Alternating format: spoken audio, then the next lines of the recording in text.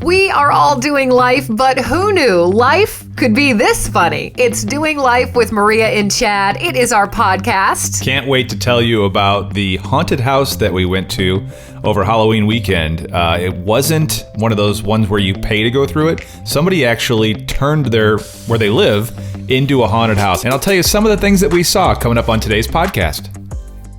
So it's obvious that this is a very stressful week for a lot of people. Thanks for tuning into our podcast. Maria and I were talking just before we got started here about, I didn't want to not mention what's going on in the world. Today is November 2nd. Tomorrow is a huge election day, and your guess is as good as mine about how the election goes or what happens after the election. I think there's, people are all stressed out, wouldn't you say, about however they feel, right?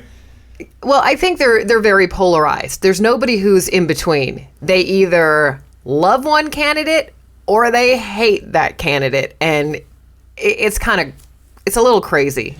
Yeah, I mean, it was such a fun weekend with it being Halloween, and it's something a lot of people look forward to, and then straight into, okay, it's election time, which I've already voted. You asked me if I had mailed it in, and then I actually checked to make sure that my ballot arrived. I was worried that I was too late, but it did get counted, so that's a good thing. But yeah, we'll see. Depending upon when you listen to this podcast, you'll be like, well, why aren't they talking about everything that's going on in the world? I think it's going to be a crazy week, no matter what happens. But what we do is not political, and hopefully it takes your mind off of whatever's happening in your life right now.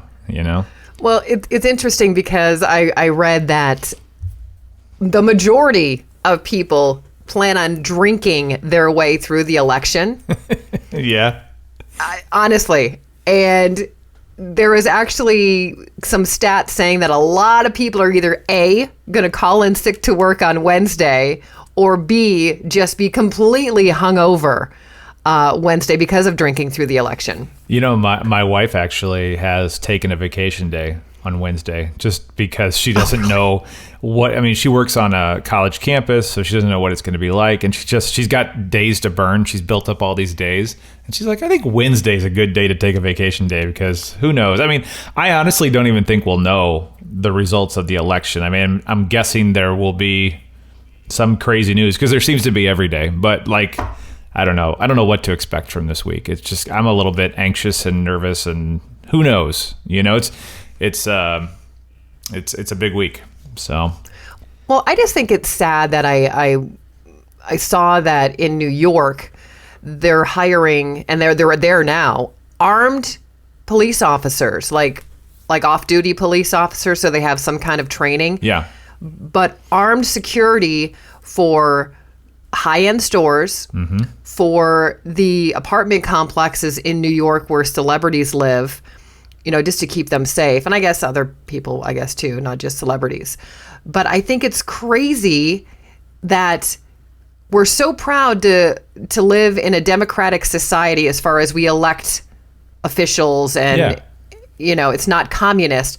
But yet, if you don't like the results of said election, you're going to loot and break things that other people have built up. I just think that's so frustrating. And I work at Costco, and I work on Wednesday, and I actually had a little anxiety this morning thinking, are we going to have armed guards? Are we going to have extra security?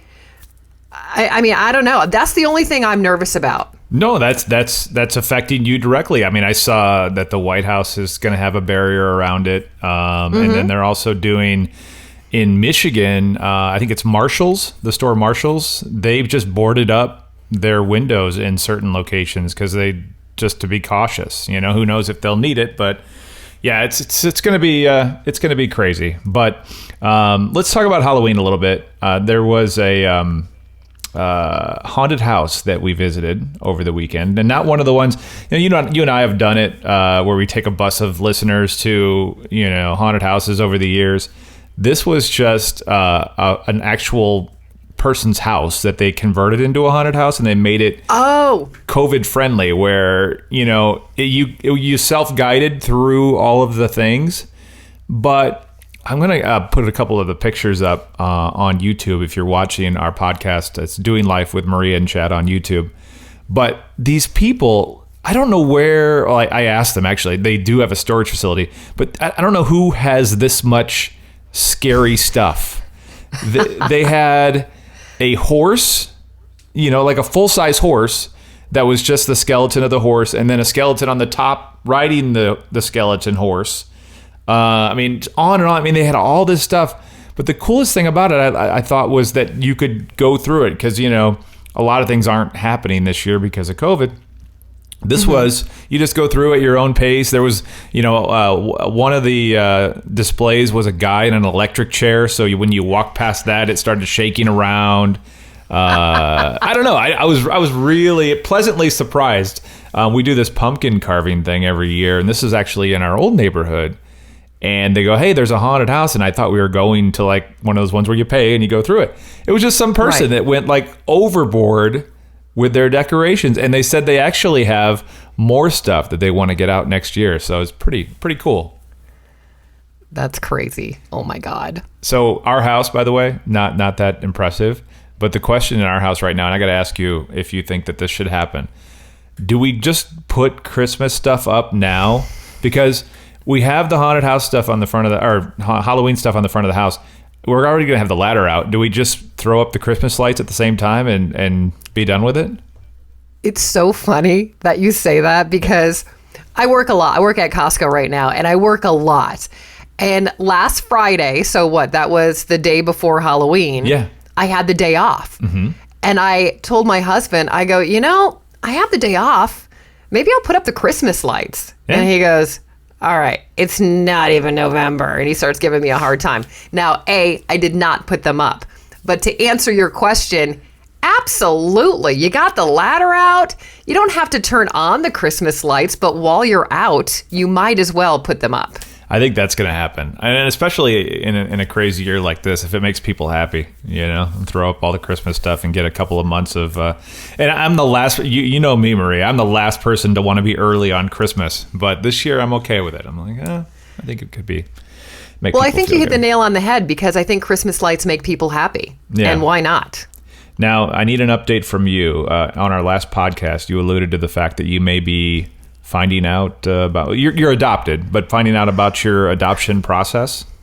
Well, it is National Adoption Awareness Month. Okay. And a while. I mean, this has been a while. Mm-hmm. I did my heredity. My heritage. Okay. And I also did Ancestry.com. And on Ancestry.com, I had a hit. A pretty close hit, and it said it could have been a half sibling. It's a woman. Her name is Marge. A half sibling or like an aunt, something like that. Okay. And I searched the internet. I totally Googled this woman. Bless her heart. She probably thinks I'm a stalker.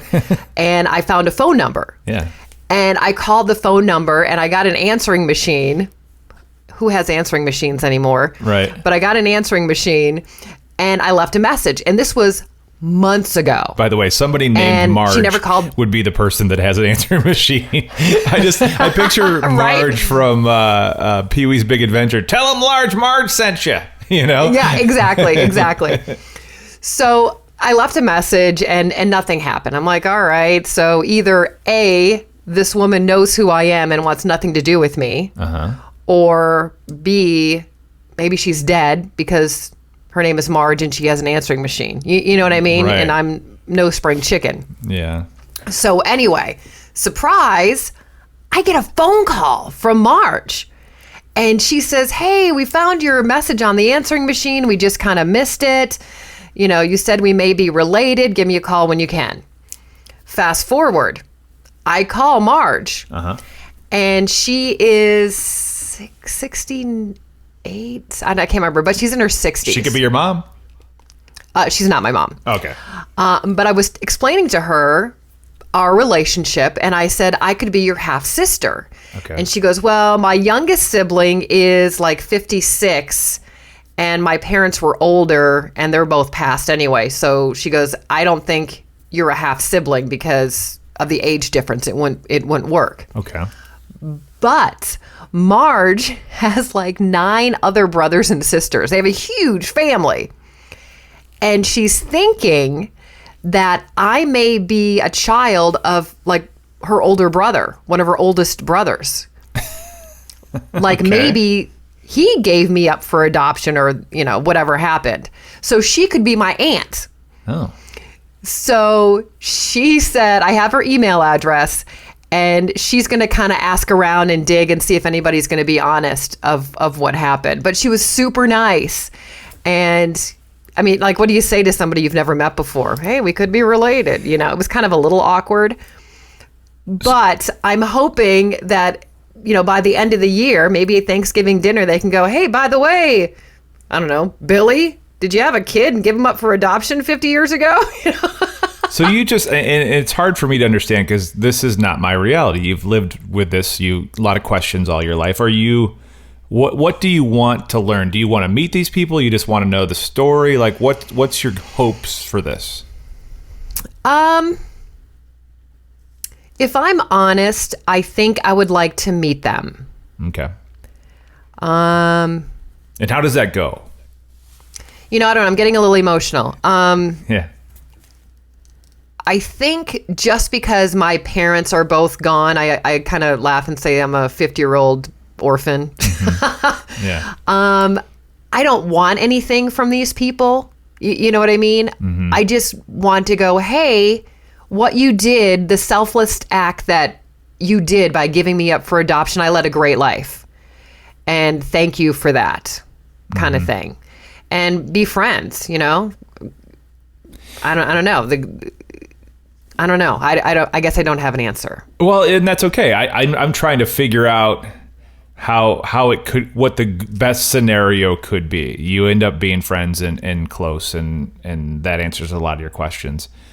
I personally think if this was me, I wouldn't know what to say. I mean, I really, like, if I met him in person, like, I would be less likely to reach out because I don't even know if I want to know. But again, it's not my reality. So that's, I could tell you one thing. My wife's family has a lot of random people that come out of the woodwork and literally out of the woodwork and show up. And it's always awkward. And they're always like on a Greyhound bus showing up for Christmas. It's like, oh, who's this? And how are they related? And then I never see them again. They come once and they eat the food and there's always this really awkward conversation. And it's like, oh, what happened to them? I don't know. They were coming around looking for answers. I would think that I don't know, but I would think that if somebody gave up their child for adoption, and I'm honest in saying this, I think that's a very selfless act. I think you're doing what is best for the child and not what you think is best for you. Right. So I think I love adoption. I love the idea of it, and there's a lot of great stories. I just want to know if my birth parents, and maybe if it is her older brother or something like that, if he ever thinks about me. Mm-hmm. Not often. I mean, I get that. And I know he's not pining over, I wonder whatever happened to that little girl we gave up. You know what I mean? Right. But just every once in a while thinking, hey, I wonder if she's doing okay. Man, she'd be like 51 years old now. I don't know. That's fair. And maybe I don't want the answer. Maybe he's like, well, no, never thought of you ever. I think it's natural to be curious. Definitely keep, on the podcast, and I'm just personally curious. Keep us up to date on what you find out, going forward, because I think it's fascinating. Again, and I don't think I want to go there for like Thanksgiving dinner. I mean, I'd go have a beer. Yeah, you don't want it to be such a huge event. More of I think having a beer would be a good option. Speaking of a beer, Maria, I have a story to share with you today on the podcast. This is the story of a drunk woman. It reminds me of you. A drunk woman who climbed up in a tall tree. This is the guy that's rescuing her, trying to get her out of the tree. Listen to this. We got a drunk girl in the tree. Let's go get her. Ay. Excuse me, ma'am. What are you doing up in this tree? Day drinking. What are you doing? I'm here to fix the day drinking problem and get you out of this tree. We don't have a problem here. We don't have a problem. We're fine. We're up here in the tree just drinking. Leave us alone. Thought it was really funny. I love her. I want to be her friend. Yeah, I think you two could get along in a tree together. That may be a long lost relative that you haven't met yet. Oh my gosh, that's so funny. And then speaking of drinking, this has to be the classic case of quarantine boredom gone bad. There's a fire department that got a call from a house, and this was last Friday, when 3 guys, and let me quote here, 3 guys in their late teens got stuck trying to wedge themselves into a dryer. All 3 of them. Were they wearing masks? Were they keeping themselves safe? That's awesome. As far as you know, everyone was fine, but the fire department did literally have to cut apart this dryer to free these kids. And my favorite part of this story is not that they were stuck. It's that they're in their late teens. Yeah. So we're talking 17, 18-year-old kids, young adults trying to wedge themselves in the dryer. Seems like something that they were trying to make a TikTok or something. Like they're trying to go viral. Like, I bet we can fit in the dryer, you know? Yeah. That's funny. One story here for you that I've been kind of hanging on to. I was cleaning out my computer and I forgot to play this file for you. Last month, we went back to visit my parents and my family. And this was actually at my brother-in-law and sister-in-law's house. But I recorded him telling a story specifically to share on the podcast and to share with you, Maria. So just so you're up to speed, he's telling a story that begins with him sitting on the toilet. Okay, can you visualize that? Absolutely. All right, I'll let him take it from there. I was on the pot doing my thing, and I knew I needed a haircut, so I was like, well, with this whole COVID stuff, I decided to pull the clippers out of the drawer and start cutting my own hair while I was on the pot. Well, I realized I can't get the back, so I'm like, well, I get up off the pot, and I was like, Savannah, come here. And she comes walking in, and I said, hey, I need you to cut the back of my hair. And she's like, well, what's that smell? Well, I'm sitting on the edge of the tub, you know, butt naked, because my intention was to cut my hair, jump in the shower. So I didn't, you know. Didn't wipe because we have a shortage on toilet paper. Yeah, shortage on toilet paper. So since I didn't wipe, I guess I must have had a little rabbit turd still stuck in there and not aware of it. Rabbit turd. Yeah. Rabbit turds are good. Yeah, he stood up and I'm like, that is So I'm poop sitting on the on- side I'm of the sitting on the tub. edge. I'm like, what is that? I'm sitting on the edge of the tub. She's proceeding to shave my hair with the clippers. And she keeps like, what is that smell? I'm thinking because I hadn't showered all day, it's just my body odor, you know. It's body odor, all right. So she's trying to twist my head, and my head can only go so far. So I went to spin, and when I did, there was this brown streak on the edge of the tub. I'm like, what is that? And she's like, that is poop. I'm like, you are disgusting. Yeah, she said that was it. That was the I'm last dagger. traumatized Yeah, after that. last dagger. That tops the cake. On everything that he has done, I'm like, All my That's the top of a cake? it's the top of the cake for sure. Yeah, so that happened. Just catching up with the family on what's been going on. Where is he from? Why does he have an accent? He is from Central Illinois. I don't know. He's always kind of had a Southern accent. I'm not sure. There's not a lot of accents around him, but yeah, he's got a very distinct kind of Southern accent. But that's my wife Stephanie's brother. All right, you know I love poop talk, right? I know you do. I know you do. So it's You've got I a don't know story if I to should share. tell you this or not. Go ahead. What you got? So just a couple days ago, Uh-huh. I went into the bathroom and I had the longest poop. It was like 18 inches long. It was huge. Was it like a snake? And it was a snake. Uh-huh. And you know, Tom Peake and I love to talk about poop. Yes. So we used to work with Tom Peake, for those of you new to the podcast. And of course, I had to text Tom Peake and say, you won't believe the kind of poop I just had. So I totally texted him Did you send him a about picture? my poop. And he responded, well, next time, no. He goes, next time you need to send a picture. So So funny. Poop is funny. Oh my God. You too. And this is the same guy. Okay. While we're talking about Tom, he likes to light his farts on fire. That was his signature move. Yes. I didn't know that you could actually do that. And then he showed me. He did it in front of me. It was amazing, actually. At work, which was perfect. Yeah. Oh, speaking of poop, the Mcrib is coming back because, those upset your stomach. Yeah. Well, my mom is a huge Mcrib fan. I don't know about the other end of it, but she always looks forward to it coming out every year. And is it like a certain time of year, like the pumpkin spice latte? Is that when the Mcrib shows up?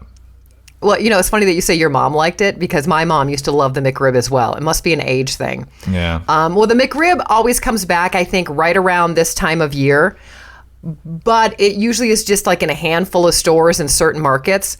For the first time in a long time, like 8 years, the Mcrib is going to be nationwide. So it will be everywhere, and it will be at McDonald's locations in like a month. But yeah, it'll be here, and your mom can get a couple.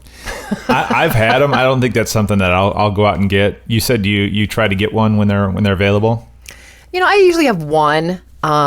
No pickles because the pickles totally ruin it. But I mean, it's kind of a mystery. It's pressed, sculpted mystery meat in barbecue sauce. So it's not even like pork or beef. Like what? Yeah, who knows what it is? Who knows? Yeah, I don't want to know what it is. I just kind of like the shape. I think it's kind of funny. Don't they smother it in like a sauce so you don't know what the mystery meat is anyway? This is something here that I want to ask you some questions about. It's a list I found, 8 things that you should do every single day. And I'm going to ask if you do them or if you've maybe already done them. And I can tell you my answer is no to this first one. Do you make your bed? No. Does your husband make your bed? No. Well, I think when we first got married, he tried to get us in that routine, but he gave up because you're just going to get it in again later. And when I did the morning show, I would take a nap. Yeah. So, no, we don't make the bed. I'm the worst. My wife will always tidy up the bed. She puts the sheets back the way it's supposed to be, and that supposedly makes her happy. It doesn't matter to me either way. What about this? Do you moisturize? More so in the winter because my skin dries out in the winter. Okay. So they say that's one of the things that you should do every day. So making your bed, moisturizing. This is a good thing to do. 8 things that you should do every single day.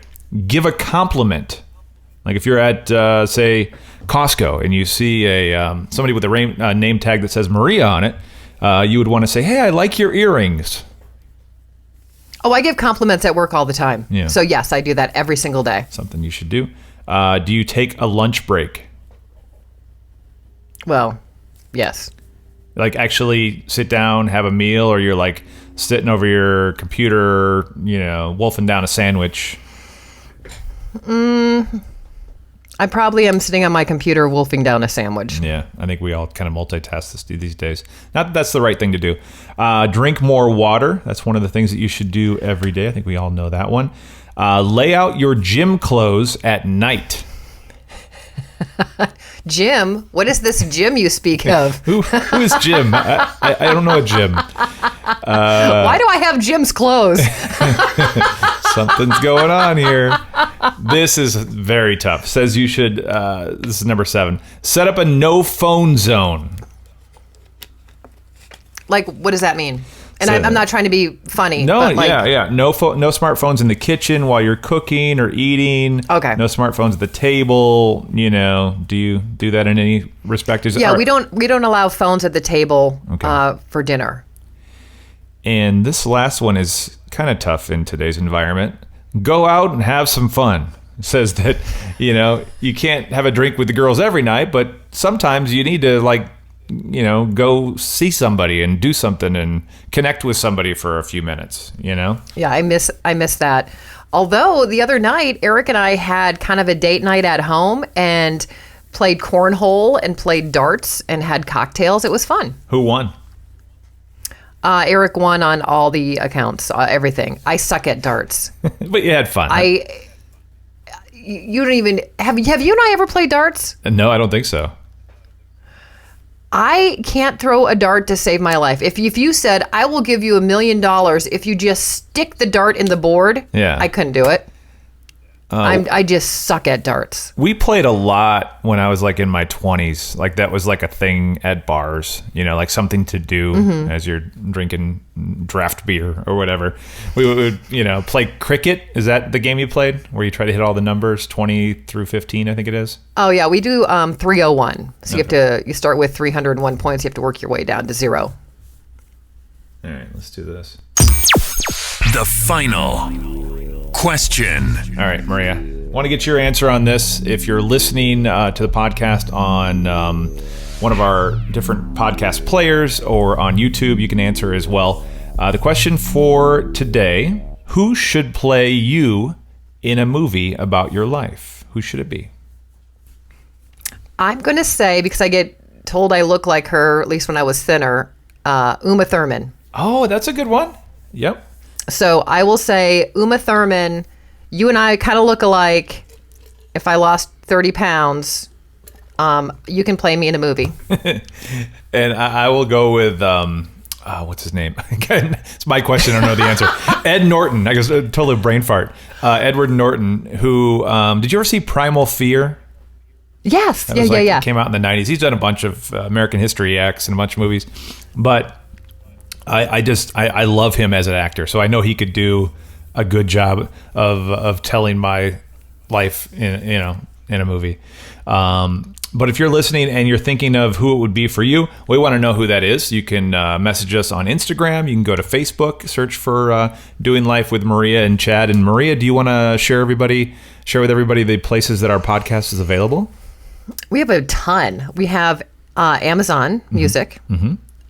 Podbean, Stitcher, Spotify, Pandora, Google Podcast, and of course YouTube. Did I miss any? Radio.com is the other one. Oh, radio.com. Yeah, that's right. On there. So yeah, make sure you subscribe when you check out our podcast, and make sure you turn on notifications, especially on YouTube, so you get the new videos when they're posted. But we'll look forward to your responses on the final question, and everybody stay safe this week. Hopefully nothing crazy happens.